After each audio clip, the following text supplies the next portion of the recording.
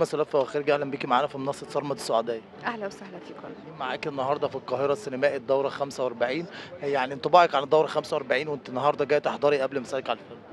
طبعا سعيدة وبتشرف كثير إنه أنا أكون بمهرجان القاهرة السينمائي، مهرجان عريق جدا، وبيهمني جدا إنه أنا فيلمنا ينعرض فيه ضمن هالأفلام المهمة والناس المهمين بالشأن السينمائي والمهتمين بالشأن السينمائي.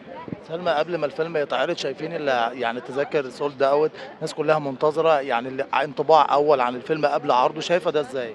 والله سعيدة ومتفاجئة وخايفة لما بتكون كل التذاكر خلصت وفي إقبال كتير كبير، فسعيدة جدا جدا، وهذا الشيء يعني أعطاني هيك دعم قبل عرض الفيلم، فيا رب الناس تحب الفيلم ويكون عند حسن الظن.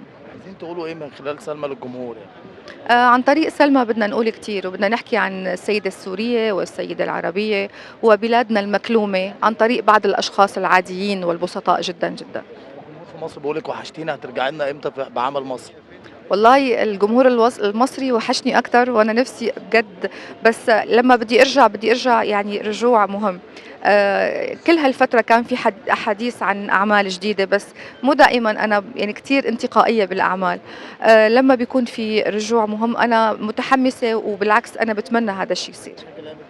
دايما في كلام، بس لسه ما، دايما في كلام جديد دايما. شكرا لك.